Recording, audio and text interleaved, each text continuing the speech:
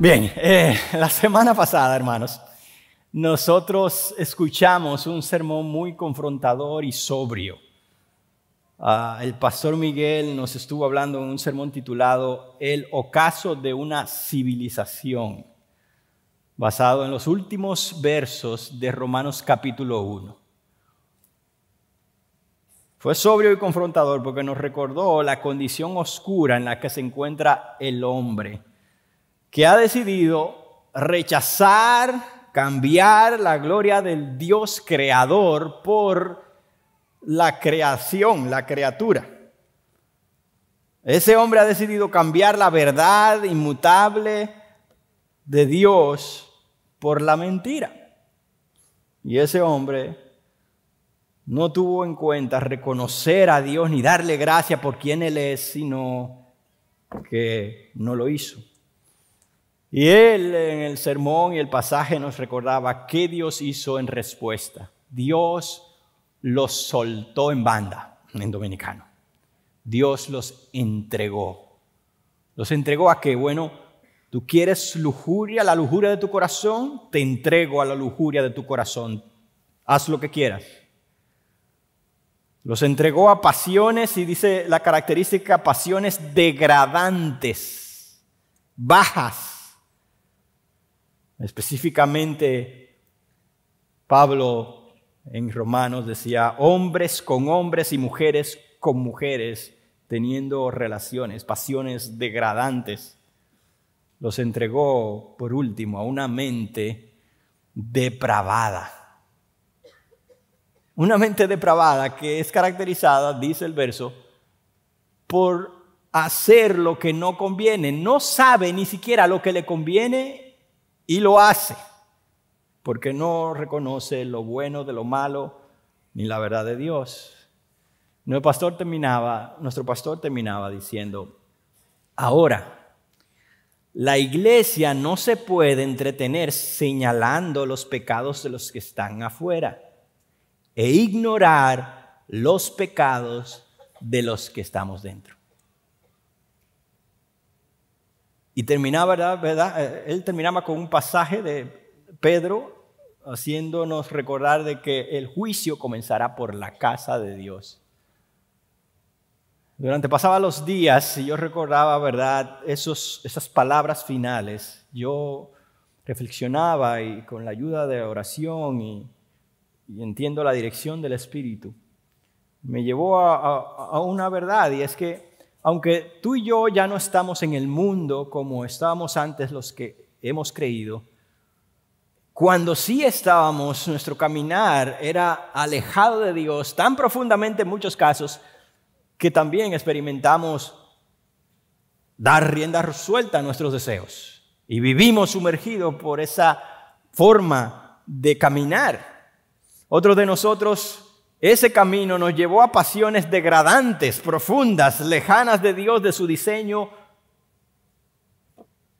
Y nuestra mente también estaba corrompida o depravada hasta que Cristo nos salvó. Y esto es, hermano, lo que es la iglesia de Dios. La iglesia de Cristo no es más que la congregación de pecadores convertidos por Cristo. Aquí no están los perfectos congregados para adorar al Dios perfecto. No. Aquí están pecadores y pecadoras, pero que un día encontraron a Cristo y fueron convertidos, transformados, perdonados, y adoran a ese Dios en gratitud por lo que Él hizo. La siguiente historia creo que nos refleja claramente esta idea. Hace unos buenos años atrás, un joven conoció al Señor a través de una de las grandiosas campañas de Billy Graham en Estados Unidos. Él decidió, después de esa conversión en ese día, yo tengo que ir a la iglesia. Incluso el pastor Billy Graham le invitaba a eso a todos los que estaban allí. Y él decidió ir a la iglesia, pero él fue con temor. Él fue como, oye, es la primera vez que yo voy a una iglesia, nunca en mi vida he pisado una iglesia. tengo miedo, hasta temblaba, decía, porque no sabía lo que él se iba a encontrar allí. Y comenzó el servicio. Comenzó la adoración, comenzaron las partes de lo que es el culto a Dios. Y en un momento el pastor de la iglesia se pone de pie, toma la Biblia y lee 1 Corintios capítulo 6, versos del 9 al 11. Y lee allí la lista de pecados que se encuentran en esos pasajes. Pone la Biblia en el púlpito nuevamente y levanta la vista a la congregación y con una sonrisa medio tímida dijo a todos los que estaban allí: yo tengo curiosidad, ¿cuántos de ustedes tienen uno o más de estos pecados que yo leí en sus antecedentes? Y si es así, te puedes poner de pie. En ese momento, al escuchar la pregunta, ese joven que estaba ahí por primera vez se asombró de lo que el pastor estaba haciendo y comenzó a mirar alrededor para ver si alguien se iba a poner de pie. Al principio nadie se ponía de pie, pero luego fue parándose un señor allá, una joven allá, una mujer acá, una pareja, y hasta que la mayoría de los que estaban allí congregados estaban de pie. Y él se dijo a sí mismo: esta es mi clase de gente. Y se puso él también de pie. Porque él se sentía que él era tan pecador, él no sabía cómo era esto de ser cristiano, pero si estos que son parte de la iglesia reconocen que estaban mal y Cristo los salvó, y esa lista es seria, como la vamos a leer, pues yo soy uno de esos y me identifico. Cristo nos sacó de ser pecadores culpables y sin esperanza a pecadores hoy redimidos y perdonados y con la esperanza eterna de estar con Él. Es por eso que hoy vamos a leer esos pasajes justamente, 1 Corintios 6, versos del 9 al 11, para tratar el tema: y esto eran algunos de ustedes. Así que acompáñenme a 1 Corintios 6, del 9 al 11. Dice así: ¿o no saben que los injustos no heredarán el reino de Dios? No se dejen engañar, ni los inmorales, ni los idólatras, ni los adúlteros, ni los afeminados, ni los homosexuales, ni los ladrones, ni los avaros, ni los borrachos, ni los difamadores, ni los estafadores heredarán el reino de Dios. Y aquí viene: y esto eran algunos de ustedes, pero fueron lavados, pero fueron santificados, pero fueron justificados en el nombre del Señor Jesucristo y en el Espíritu de nuestro Dios. Amén. Bendito pasaje que muestra una gran realidad. Éramos, pero ya no somos, porque Cristo interceptó nuestras vidas para transformarnos. Ahora, es bueno conocer cuál es el hilo conductor que lleva a Pablo a este momento. Nosotros sabemos que la carta a los Corintios fue dirigida a esta iglesia en medio de una sociedad muy pagana y muy carnal, con prácticas sexuales de las más bajas. Y más adelante vamos a describir un poco esto, pero ese contexto le lleva a Pablo a llamar la atención, a abrir los ojos a esta iglesia, de no conformarse a ese mundo que les rodea, y que muchos de esos practicaban todas esas barbaridades. Ahora son creyentes y no pueden ser igual a como eran antes. Y en el capítulo 1, a pesar de ser una sociedad y iglesia afectada por esos pecados, Pablo inicia dando gracias a Dios por ellos, reconociendo las cosas asombrosas que Cristo había hecho en ellos. Y esto habla de un corazón sumamente pastoral, realmente. Porque si tú y yo, como veremos más adelante, conocemos los pecados que esta iglesia practicaba, era mejor iniciar inmediatamente con reprensión o con fuego confrontador. Pero eso no es lo que hace Pablo. La obra de Jesucristo los llamó, incluso los santificó, dice el verso 2 del capítulo 1. Entre el capítulo 1 y 2, Pablo inicia entonces a confrontarles y comienza con una confrontación que tiene que ver con divisiones. Y la división era la siguiente. No, porque yo soy cristiano, pero yo soy de la línea como de Pablo. Me gusta la forma en que ese hombre... No, pero tú te estás exagerando. Apolos es mejor, un predicador increíble. Yo soy de Apolos. Y otros, no, yo soy de Cefas, Pedro. Y otros que, no, yo soy de Cristo, señores. Y Pablo les confronta, miren hermanos, ¿y qué inmadurez es esta? Ustedes son carnales, ¿y qué enfoque? ¿Cuál es el enfoque de sus vidas? ¿Quién les dice a ustedes que nosotros somos algo? Incluso en el capítulo 3 él concluye diciendo, ni el que planta ni el que riega es algo, sino Dios que da el crecimiento. Así que Él es quien merece la gloria y el que lo sigamos. En el 4 él confronta entonces esa forma de sabiduría mundana que ellos estaban teniendo y les invita a exaltar y vivir la sabiduría que es divina, la de Dios. En el capítulo ya 5, previo a las palabras que nosotros leímos hoy, Pablo aborda un tema muy serio y es lo siguiente, verso 1 del capítulo 5. Se oye que entre ustedes hay inmoralidad. Y ojo, ¿qué tipo de inmoralidad? Y una inmoralidad tal como no existe ni siquiera entre los gentiles. Al extremo de que alguien tiene la mujer de su padre. ¿En la iglesia? Sí, en la iglesia.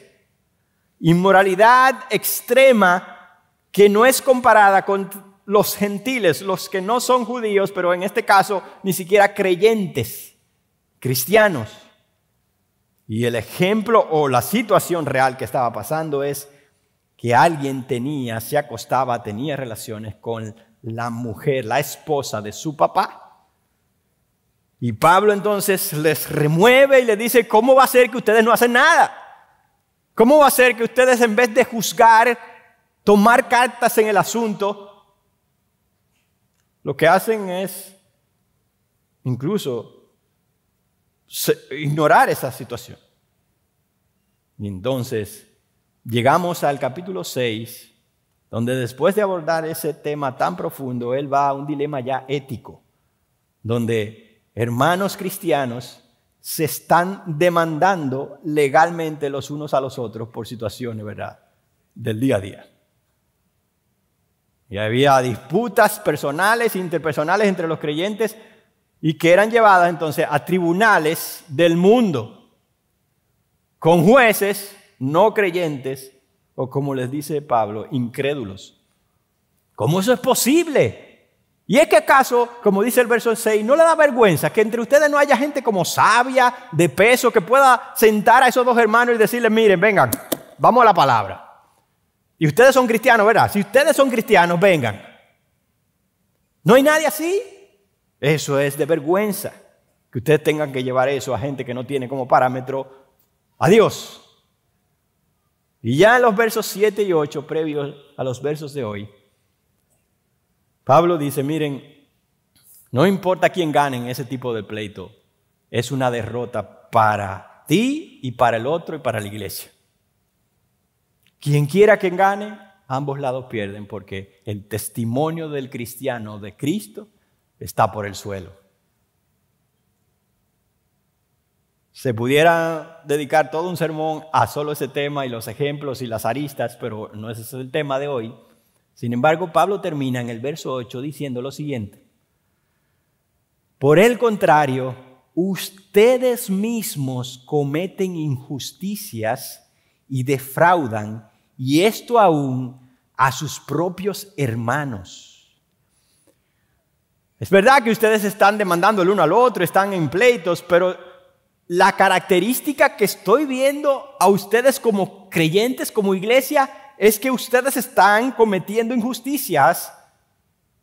Algo que no debe ser, porque ustedes no son injustos si están en Cristo. Y están defraudando a sus propios hermanos. ¿Ustedes, siendo cristianos, cometen injusticia? Esta es la inquietud que Pablo resalta en el comportamiento de los cristianos de Corintio en esta parte. Y no es posible entonces que, siendo salvos, ellos se comporten como injustos teniendo a Cristo. Justamente así es que vamos a dividir hoy nuestro mensaje en dos partes que tienen que ver con los injustos, porque ellos se estaban comportando así. La primera parte va a hablar de que Dios condena a los injustos que son culpables.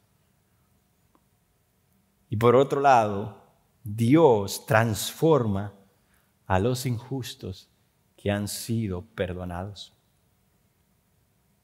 Hermanos, la primera parte habla de injustos que son culpables. ¿Sí? Es tan importante para todos nosotros los creyentes que nosotros realmente tengamos un sentir de la culpa que trae el pecado. Eso debe ser una marca distintiva del creyente, que él está consciente que el pecado está en él y que eso le hace culpable y por eso necesita a Cristo como Salvador y abogado. Cuando eso no es así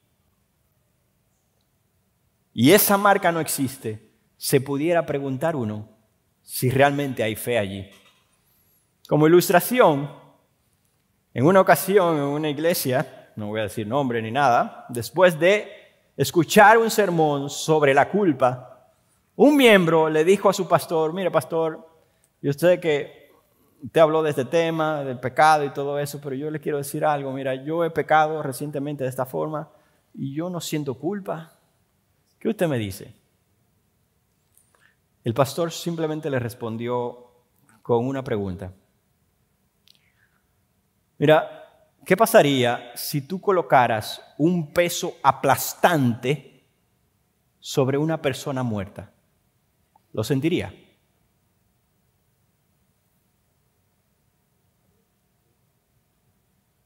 El hermano no respondió nada, simplemente dijo: ore por mí, pastor. ¿Qué pasaría si un peso grande como la culpa del pecado está sobre alguien que está espiritualmente muerto?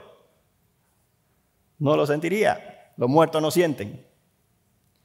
Por tanto, si el pecado no afecta nuestras vidas, no nos hace ver nuestra gran necesidad de Dios, entonces definitivamente necesitamos vida espiritual, porque cuando la tenemos, entonces abrimos los ojos y podemos cantar: sublime gracia que sanó este ciego, porque yo estaba ciego, pero ahora veo.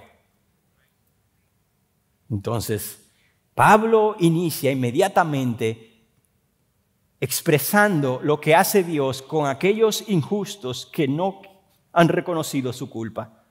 Y el pasaje dice: ¿o no saben, verso 9, o no saben que los injustos no heredarán el reino de Dios? Esta es la tercera vez que Pablo, tercera vez hasta ahora, sí, que Pablo usa esa expresión, pero la usa más adelante también en el capítulo. En el verso 2 de este capítulo dice: ¿o no saben que los santos juzgarán al mundo? Es que ustedes no saben, primero, que los injustos no van a heredar el reino de Dios, y que los justos, los santos, tienen la responsabilidad más grande, que es la de juzgar al mundo con Dios en algún momento de la historia. Y ustedes no se están atreviendo a juzgar a los hermanos en su día a día y en la iglesia para ayudarles a salir. ¿Ustedes no lo saben acaso? Verso 3 dice: ¿no saben que hemos de juzgar a los ángeles? Oh, hermano, yo no entiendo bien cómo va a ser eso. Sinceramente, hable con los pastores que saben de escatología y esas cosas, yo no, de los tiempos finales. Pero la palabra dice: ¿ustedes acaso no saben que el lugar de santidad o justificación que Dios les ha puesto como creyentes es tan alto, a tan alto nivel, que ustedes juzgarán al mundo y juzgarán a los ángeles, y que los que no son justos no heredarán el reino de Dios. ¿Qué es esta palabra heredarán? Bueno, el que hereda es porque es familiar del que tiene la herencia. Bueno, pues, los injustos no lo heredarán porque no fueron hijos, no son hijos. Y hay otro, no saben, que está en el verso 19 de este mismo capítulo, que dice, ¿o no saben que su cuerpo es templo del Espíritu Santo que está en ustedes, el cual tienen de Dios, y que ustedes no se pertenecen a sí mismos porque han sido comprados por un precio? Bendito sea Dios. Es importante saber lo que somos y es importante saber lo que Dios ha dicho que va a hacer con lo que somos y los que no son justos como Él desea. El saber y conocer la verdad de Dios que profesamos es esencial, hermanos, para una vida piadosa. Y hermano, de verdad, yo me quedo pensando en la forma en que Él se expresa. Y es que ustedes no saben, es como ustedes debieran saberlo. Es que esto está claro. Tú estás rodeado de injustos. Tú estás en una sociedad donde eso no es nada. No te creas que para Dios no es nada. Tú no lo sabes, que aquellos que se caracterizan por vivir de esa forma no heredarán el reino de Dios. Pues no te unas a ellos. ¿O no sabes que tu cuerpo es templo del Espíritu, como ese verso 19, que está en ustedes y que ustedes no se pertenecen a sí mismos? Hermano, ¿alguna vez tú has ido te has mirado al espejo como cristiano y te has visto allí, te has quedado así diciendo, Joel, eso que tú ves ahí no te pertenece, eso es de Dios. No eres tuyo, Joel, eres de Él. ¿Acaso no lo sabes eso? Eso es lo que Pablo está tratando de recordar y recordar. Porque depende de lo que sepamos, eso haremos, o esa es la expectativa. Porque lo otro es que si sabemos, no deberíamos dejar de hacer lo que sabemos. Santiago 1:22 lo dice de otra forma, dice, pero sean hacedores de la palabra y no solo oidores, engañándose a ustedes mismos. Si ustedes la escuchan y la conocen, no se queden allí, hagan lo que esa palabra dice para que no se engañen. Entonces, nosotros vemos aquí que Él dice, ¿no lo saben que los injustos? La pregunta es, ¿qué es lo que implica un injusto? ¿Hasta dónde llega esa palabra? En griego es adikos, sin justicia, adikos.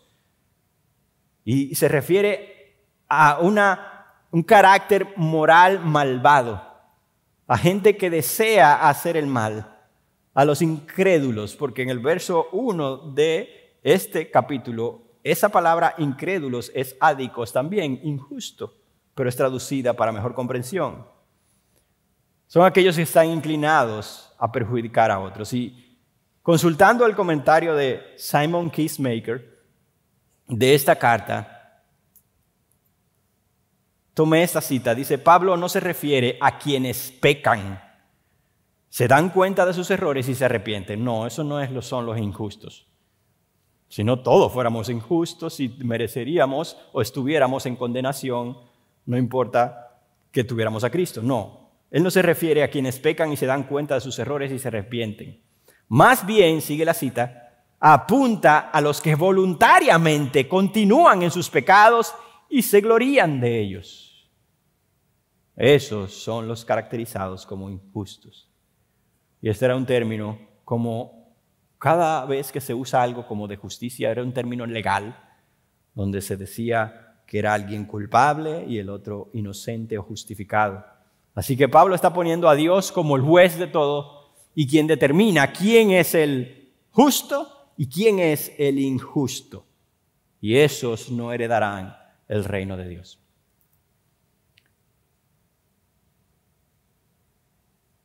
Dios es quien determina. Y no importa los siglos que pasen, Él determinó que el injusto no heredará el reino de Dios. Sin embargo, el justo, que es caracterizado también por ser pecador, pero que se arrepiente, que sabe que está en bancarrota espiritual, que va en arrepentimiento a Dios y dice: Señor, necesito perdón tuyo, salvación tuya. Ese tiene ese perdón. Mateo 5:3, Jesús lo decía de una forma mucho más clara. Dice: bienaventurados los pobres de espíritu, porque de ellos es el reino de los cielos. Los pobres de espíritu significa aquellos que saben que están sin recursos delante de Dios para decir: merezco tu perdón. Yo soy pobre, Dios. Me arrojo a tu misericordia. Y esos reciben no solamente el reino, sino al Rey mismo. Que Dios nos lleve a ese tipo de actitud. En otras palabras, hermanos, entonces, son bienaventurados aquellos que reconocen su pecado. Pero ¿cuál es el carácter entonces? ¿Cómo se describen los injustos en este pasaje? Bueno, aquí está la lista. Y la lista comienza desde el verso 9 hasta el verso 10 con muchas características de esos injustos. Sin embargo, él menciona antes de la lista una expresión: no se dejen engañar. No se desvíen de la verdad, la virtud o la seguridad que Dios ha establecido. Y no es la primera vez tampoco que Pablo usa esa expresión. Yo voy a ir a un par solamente para que ustedes tengan una idea. 1 Corintios 15:33 dice: no se dejen engañar. Las malas compañías corrompen las buenas costumbres. Gálatas 6:7 dice: no se dejen engañar. De Dios nadie se burla, pues todo lo que el hombre siembre, eso también segará. No caigas en el cuento de lo que todo el mundo quiere creer. Tú tienes la verdad. Y en estos ejemplos pudiéramos tomarlo y decir: mira, no te dejes engañar. Por más que tú dices: no, que no me está afectando juntarme con otros mundanos y saliendo con ellos y todos los días. No, que no te engañes. Yo digo que las malas compañías corrompen las buenas costumbres. No te engañes. No te dejes engañar. De Dios nadie se burla, pues todo lo que el hombre ciegue, eso también segará. No, no es así. Dios, yo he hecho algunas cosas malas y todavía todo me va bien. Mira, no te dejes engañar. Ese Dios que es rey, que es juez, está en su trono y de él nadie se burla. Esa es la expresión de Pablo aquí. Cualquiera, hermano, que te haga pensar que puedes vivir como quieras y estar bien con Dios es un mentiroso. No te dejes engañar. Y si ese alguien eres tú mismo que te está diciendo eso, es un mentiroso. Porque Dios no ha revelado eso. No se dejen engañar. Les diré entonces, diría Pablo, quién no está en el reino. Y aquí comienza la lista desde el verso 9. Ve. Ni los inmorales, ni los idólatras, ni los adúlteros, ni los afeminados, ni los homosexuales, ni los ladrones, ni los avaros, ni los borrachos, ni los difamadores, ni los estafadores heredarán el reino de Dios. Una lista de 10 vicios severa en advertencia, porque cuando nosotros comenzamos a leerla, él comienza con un término muy general que pudiera servir de sombrilla para todos los demás: los inmorales. Pero tiene una connotación que es inmoralidad sexual, porque la palabra ahí es de la raíz de porneia, que usamos hoy en día para porno o pornografía. Tiene que ver con esos deseos sexuales ilícitos delante de Dios, satisfechos, inmorales sexuales. Todo lo que está fuera de los parámetros de Dios. Ni los... déjame detenerme un poco allí. Inmorales. No describí un poco con más detalle ahorita a Corinto porque quería hacerlo en este momento. Y es porque esta palabra aquí define claramente a Corinto. Oigan bien, algunos autores, historiadores griegos y romanos llamaban a Corintio de la siguiente forma: la ciudad de la fornicación y la prostitución. Quien iba por allí y pasaba por ahí tenía un interés de fornicar o prostituirse o buscar de ello. El pastor mencionaba en su sermón pasado de Sin City, ¿verdad? La ciudad del pecado, que hoy es llamada así, Las Vegas. Bueno, pues Corinto era de Sin City en los tiempos de Pablo. Incluso se le acuñó un término griego que significaba vivir a lo corinto, corintianizarse. Era como vivir de la forma en la que los corintios vivían, describiendo la inmoralidad de esa ciudad. Tenían allí el famoso templo de Afrodita, la diosa del amor, donde habían cientos y hasta miles, decían algunos, de prostitutas y prostitutos para, dentro de sus cultos paganos, allí tener relaciones. Era una sociedad baja y a tal punto, hermanos, que no solamente era inmoral sexualmente, sino también pagana en cuanto a sus ídolos, idolatría completa en esa ciudad. El comentarista Simon Kitzmaker dice: Corinto daba la libertad para que diferentes grupos religiosos practicaran su fe. Oye, suena positivo eso, pero oigan bien. No solo estaba el culto a Afrodita, donde habían prostitutas y un templo para hacer eso. También se adoraba a Asclepio, a Apolos y a Poseidón, dioses también de la mitología griega.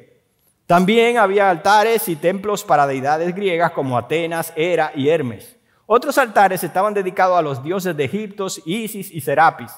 Los judíos eran otro de los tantos grupos religiosos que también era aceptado. Ahí se aceptaba lo que sea. Si tú crees en eso, no importa.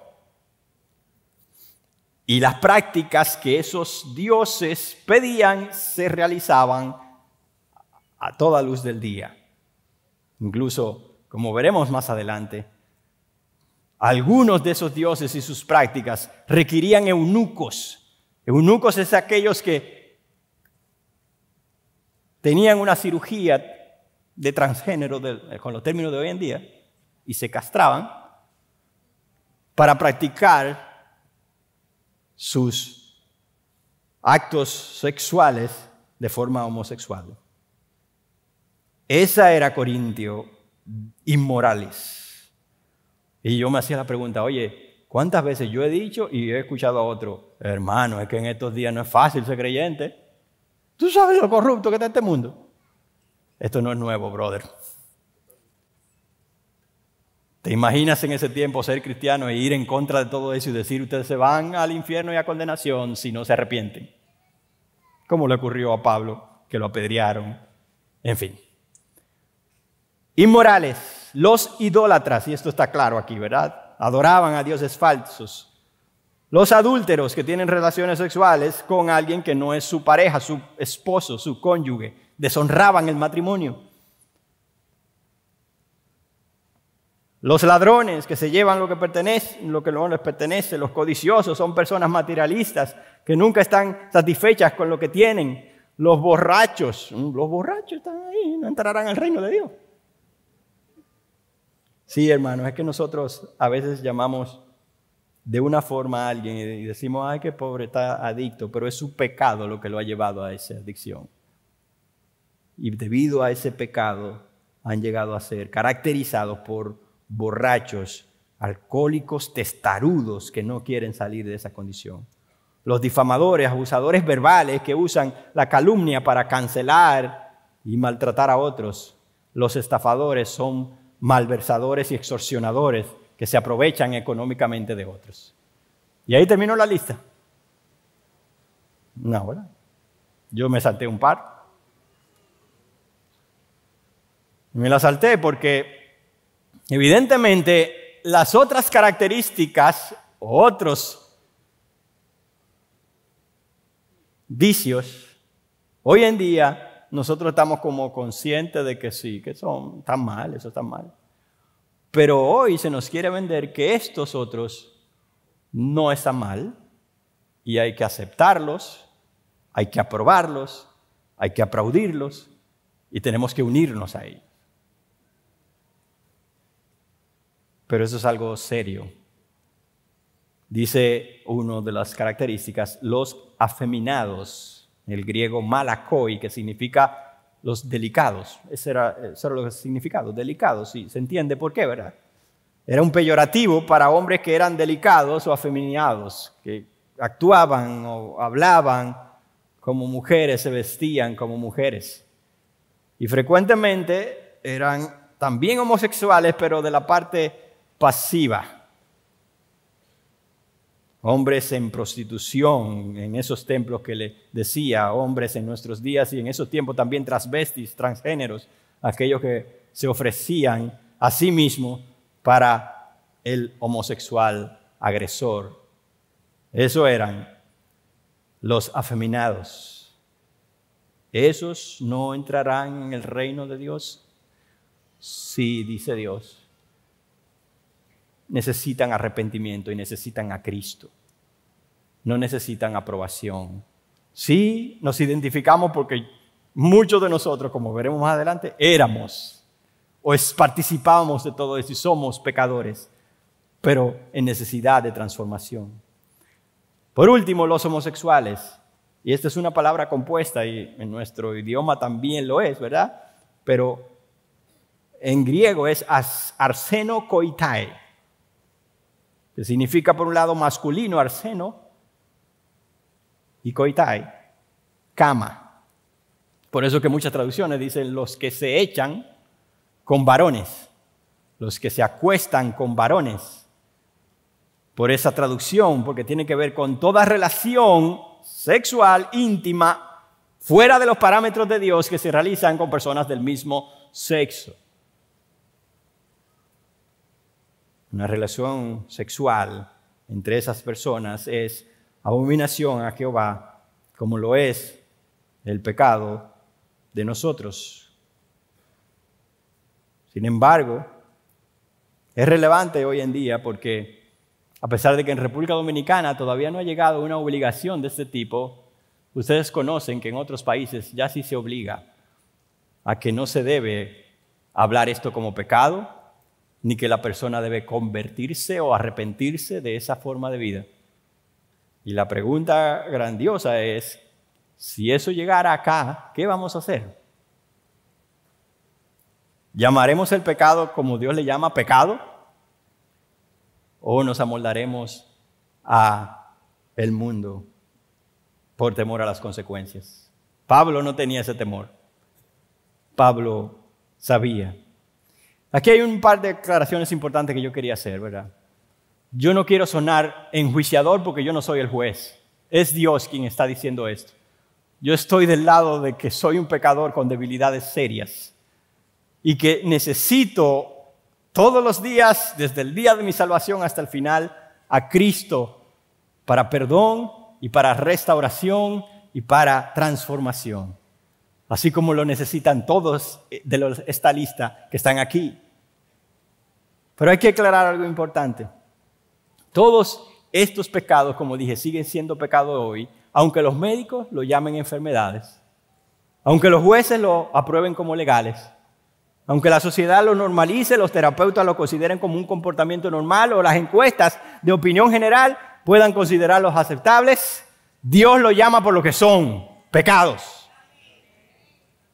¿Y qué es un pecado? Una rebelión directa al carácter de Dios, a su ley, a su naturaleza y a su deseo para con el hombre. Por eso, porque está en contra de Dios, diametralmente a su diseño, es que los que practican esas cosas no heredarán el reino de Dios. Otra aclaración importante es que esta lista es representativa y no exhaustiva. O sea, aquí no están todos los pecados, y tú y yo lo sabemos, ¿verdad? Uno pudiera deducir, ¿verdad?, de que para hacer y cometer y vivir de esa forma hay que ser un orgulloso, hay que ser un rebelde, sí, ese es un pecado serio. Hay que vivir en la mentira, claro, es un mentiroso. Pero hay otros pecados que no están allí, pero esta lista no pretende presentarlos a todos. Sin embargo, sí podemos estar seguros de que si tenemos un pecado favorito que no está incluido ahí en esa lista, pero ese pecado nos gobierna, pues tiene el poder para arrastrarnos al infierno también, si no es llevado a Cristo. Lo que el texto entonces sí dice y está diciendo, ¿verdad?, es que cualquier persona cuya vida está caracterizada por estos actos pecaminosos y piensa que va al cielo, se engaña. No te dejes engañar. Dios sigue siendo Dios. El pecado sigue estando mal a sus ojos. No te dejes engañar. Eso es lo que cubre el primer punto. Dios condena a los injustos que son culpables. Pasamos al segundo y último punto. Al glorioso último punto. Dios transforma a los injustos, sí, estamos ahí, pero que han sido perdonados. Hay algunos de nosotros que seguimos siendo pecadores, algunos, no todos, pero como los corintios, hemos sido llamados santos. Oh, sí, porque Dios nos tomó y nos separó y nos hizo posesión suya. Te quiero para mí, tú eres santificado. Hemos sido llamados justos, porque alguien pagó nuestra deuda y ya no hay nada en contra nuestra. Ahora tú eres justo por ese que lo pagó. Y aunque hoy sigues manifestándote como pecador, Dios no te ve de esa manera. Y voy a utilizar ahora una ilustración del pastor H.B. Charles sobre este texto. Dice, cuando un rey muere, ¿verdad?, y le sucede, imagínense su hijo, el príncipe de 10 años, la actitud, el comportamiento, las palabras, la forma de proceder de este reycito de 10 años no parecen de un rey. Sin embargo, años más tarde, unas décadas después, él crece y madura. Y de repente todo en él es real, es regio, es majestuoso. Él maduró, él asumió su rol de rey. Ahora bien, él no es más rey como hombre que cuando era niño. Cuando era niño, él era rey. Y es lo que ejemplifica la vida cristiana. Escuchen bien esto que dice este pastor. La vida cristiana es el proceso continuo, y yo le pongo intencional, de llegar a ser lo que ya eres en Cristo. Repito. La vida cristiana es el proceso continuo e intencional de llegar a ser lo que ya eres en Cristo.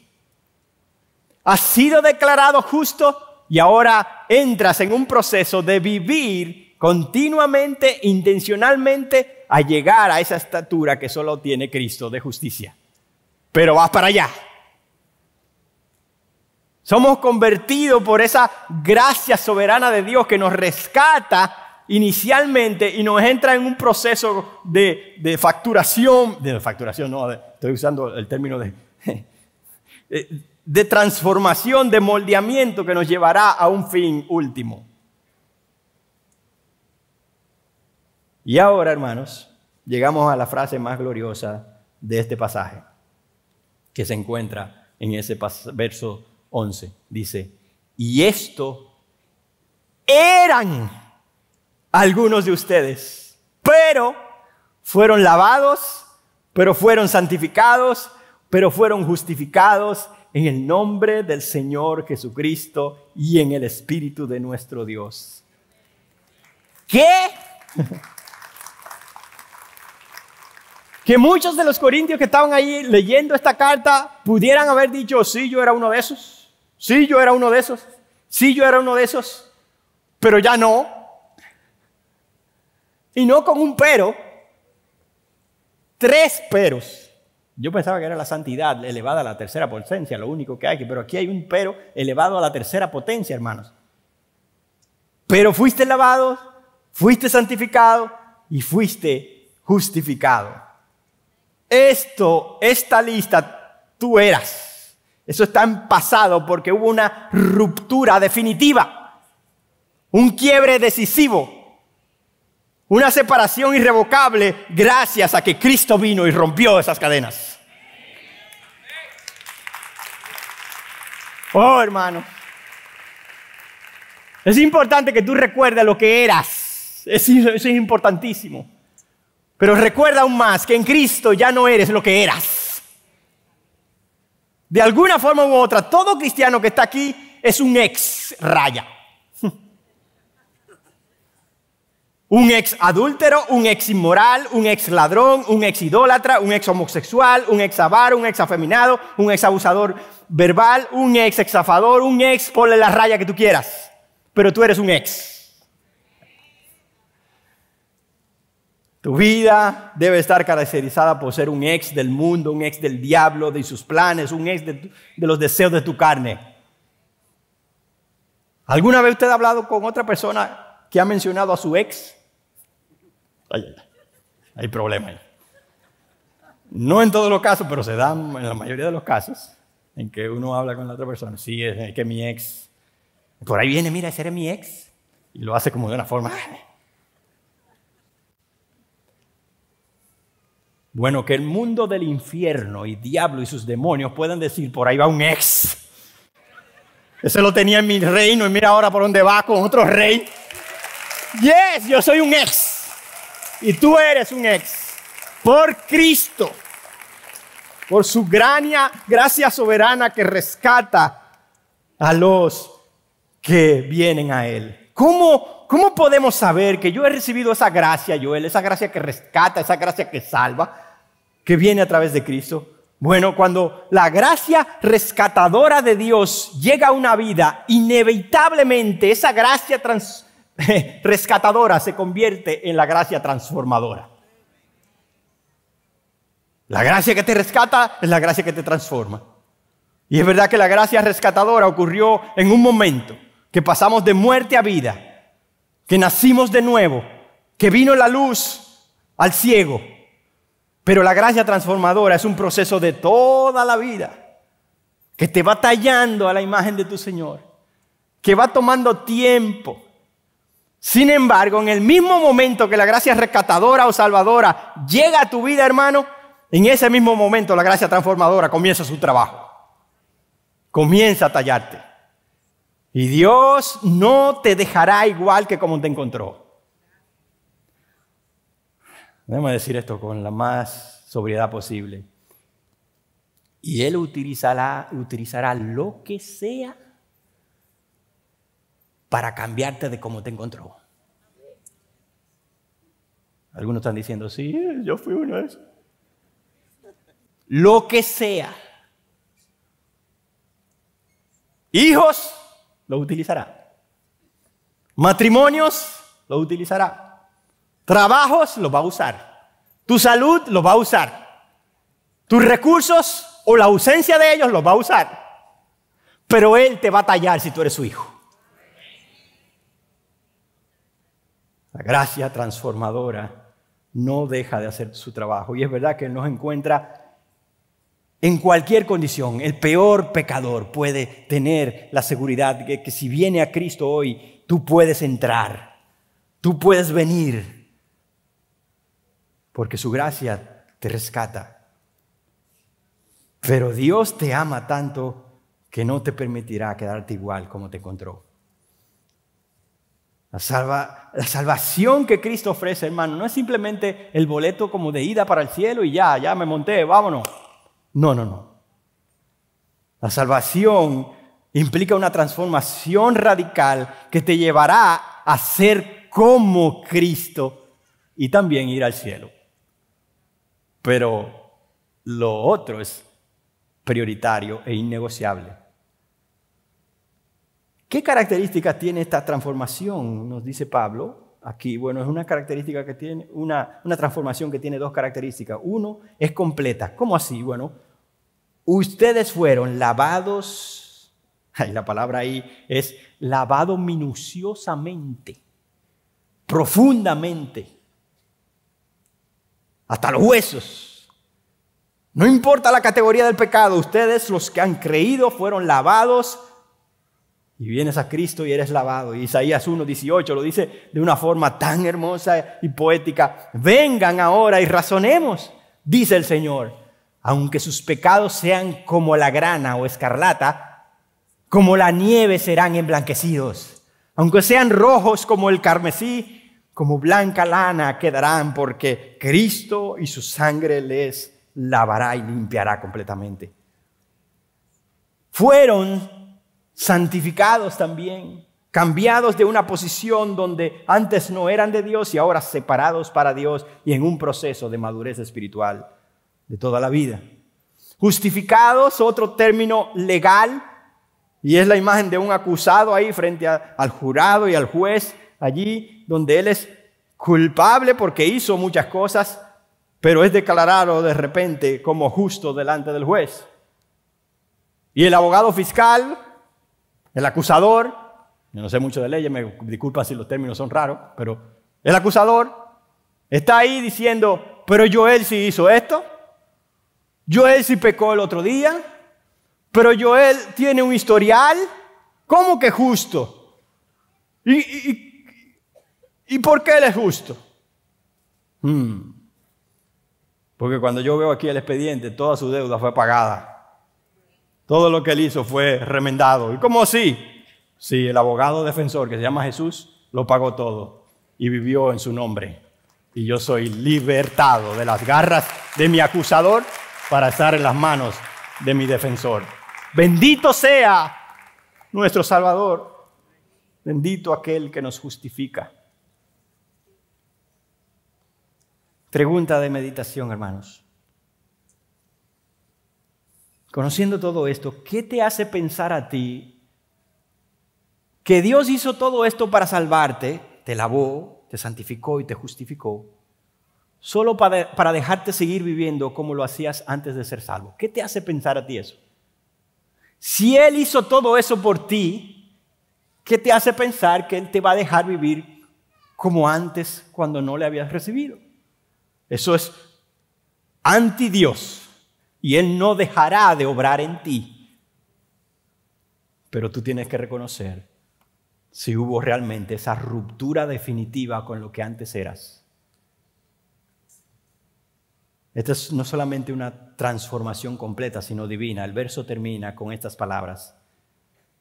Fueron lavados, santificados y justificados en el nombre del Señor Jesucristo y en el Espíritu de nuestro Dios. Fue Él, no fue tú, fuiste tú. No fue la autoayuda, el autoesfuerzo, la justicia propia. No, hermano, no llega ni a 2 centavos lo que tú hagas. Tú fuiste en verbo pasivo lavado, no te lavaste. Tú fuiste santificado, tú fuiste justificado en el nombre de aquel protagonista, Jesucristo. Y en el Espíritu Santo, quien da el poder para ese lavamiento, esa regeneración y lo más hermoso, la santificación que viene todavía. El Espíritu Santo de Dios. En ningún otro hay salvación, porque no hay otro nombre bajo el cielo dado a los hombres en el cual podamos ser salvos. Jesucristo, en su poder, en su gracia, nos lavó y nos perfecciona cada día más. Hermanos, vamos cerrando, pero quería decirles esto. Cualquiera que sea la categoría de nuestro pecado, Cristo puede convertirme a mí de un injusto culpable a un injusto perdonado, redimido, santo, justo y lavado, dándome Él una nueva vida santa con una justicia perfecta que es la suya. Aquí el rol de la Trinidad es impresionante. Padre, el Hijo, el Espíritu Santo trabajando para nuestra regeneración y santificación. Hermanos, yo te dejo con primero con una pregunta. ¿Realmente reconoces que ha habido un quiebre, un rompimiento del que antes eras y Cristo te convirtió en otro? Ojo, no estoy diciendo que seas perfecto ni santo, eso no es el tema, pero sí que eres diferente, que no eres el mismo antes de Cristo. ¿Hubo ese quiebre? ¿Sientes la carga y el dolor cuando pecas? ¿O el pecado es algo que no te afecta? Si realmente eres salvo, Él se encargará de que no estés satisfecho en el pecado. Y no lo estás si eres su hijo. Y estás luchando con eso si eres su hijo. Pero la gran y maravillosa noticia es que el poder que cambió a un ignorante, inmoral y listo para la condenación en un justo, santo, santificado y lavado, es el mismo poder que está disponible para seguir trabajando en el pecador perdonado de hoy. No te rindas. Hay poder para cambiar, hay esperanza para cambiar. El proceso transformador sigue en tu vida. ¿Qué debes hacer entonces? Sigue peleando la buena batalla con valentía y confianza en tu Señor. Sigue huyendo del pecado con la más fuerza que tengas y viniendo con el corazón quebrantado en arrepentimiento si le has fallado. Algunos de nosotros va a necesitar hablar con alguien y va a tener que decirle aún más maduro: mira, necesito que me recuerdes las verdades de Dios porque estoy mal. Necesito cambiar. Y lo que me dijeron hoy, o lo que Dios me dijo hoy, es que hay que poder para cambiar en Él. No te rindas, hermanos. Tú, el que me escuchas, puedes cambiar por el mismo poder que resucitó a Cristo de entre los muertos. En el nombre de Jesucristo tú puedes cambiar. Y esto eran algunos de ustedes, pero ya no lo son. No vivas como lo que eras, sino como lo que eres. Termino con una breve historia. Otro joven, diferente al del inicio, confió en Cristo para su salvación en una iglesia y decidió ser miembro de la iglesia, como aquí. Muchos de los que estamos aquí entramos al proceso de membresía. En un momento es entrevistado, como lo hacemos aquí también. Y el entrevistador, en ese caso, le hace las preguntas. Y la primera fue: ¿tú admites que eras pecador antes de recibir al Señor Jesucristo? Y él respondió: sí, Señor, sí, lo era. Te pregunto, ¿hoy en día sigues siendo pecador? Y él toma unos segundos en silencio y dice: bueno, para decirle la verdad, siento que soy más pecador ahora que nunca. El entrevistador se queda como medio asombrado y medio dudoso. Ok, explícame un poco más. ¿A qué tú te refieres? ¿No se supone que hubo un cambio real en tu vida que tú has experimentado? Y el joven comienza a explicarle y dice: mire, yo no sé cómo explicarlo, pero tal vez la forma más fácil sea la siguiente. Antes de conocer a Cristo, yo era un pecador que corría y buscaba el pecado. Pero ahora que he sido salvo, soy un pecador que corre aún más fuerte para alejarme de ese pecado. Y por eso siento que soy más pecador, porque cada día quiero luchar más para alejarme de él. Esa es nuestra condición, hermanos. No dejes de correr. Corre lejos del pecado, pero corre hacia la cruz donde se pagó por tu pecado. Y allí en la cruz encontrarás a ese grandioso abogado, Jesús. Y en Jesús, tienes vida, tienes dueño y eres querido. Oremos.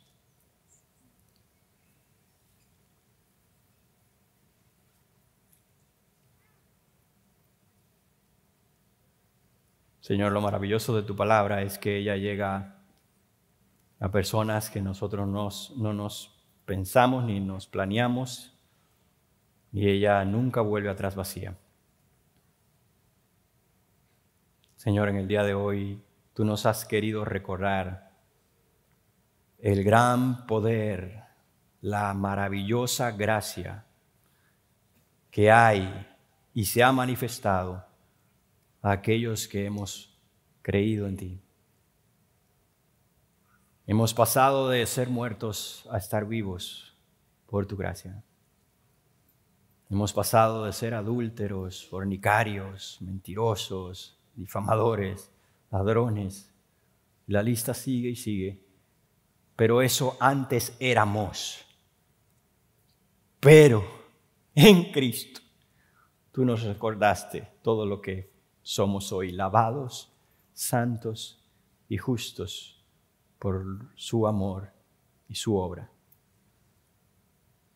Oh Señor, tal vez hay alguno de nosotros aquí que todavía está en la lista y se reconoce hoy como, mira, yo todavía estoy ahí. Y yo no puedo decir antes yo era, sino que todavía soy. Pero hoy, escuchando la palabra de Dios, yo quiero responder.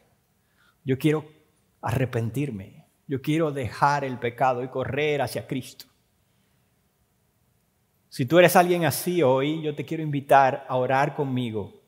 Tú puedes poner las palabras que tú quieras, pero quiero darte unos principios para orar. Y estas palabras serían las siguientes: Señor, me arrepiento de todo mi pecado, de toda una forma de vivir que ha sido en contra de tu voluntad. Tú me has buscado, tú me has llamado antes y yo he sido rebelde y he huido de ti. Pero hoy quiero venir, pedirte perdón, reconocer mi pecado y pedirte que seas mi Señor, el dueño de mi vida, que ya yo no me pertenezca, que seas quien me salve, que yo pueda entregar el resto de mis días para ti, para tu gloria. Pero tal vez haya otros que antes eran, pero hoy están luchando y están envueltos en ese pecado. Y tienen la convicción que solo Cristo hay salvación y han venido en arrepentimiento y lo hacen, pero sus fuerzas se han debilitado. Y hoy Dios ha querido recordarles que hay poder para cambiar. Hay poder para transformar. Que la historia no se ha acabado. Que el que comenzó la obra la terminará. Si tú eres así, ora conmigo: Señor, perdóname. Perdóname principalmente por las dudas que he tenido. Porque he pensado que mi pecado es más fuerte que tu gracia. Pero tu gracia es mayor. Tu poder es mayor. Señor, aumenta mi fe.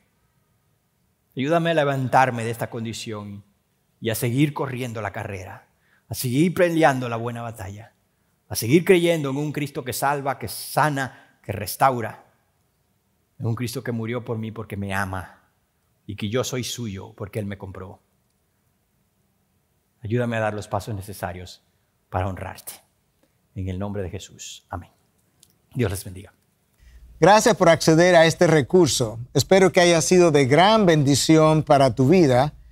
Te sugiero que te suscribas a este canal de forma que tú puedas recibir notificación la próxima vez que hayamos subido un nuevo recurso que pueda servirte de instrucción y bendición.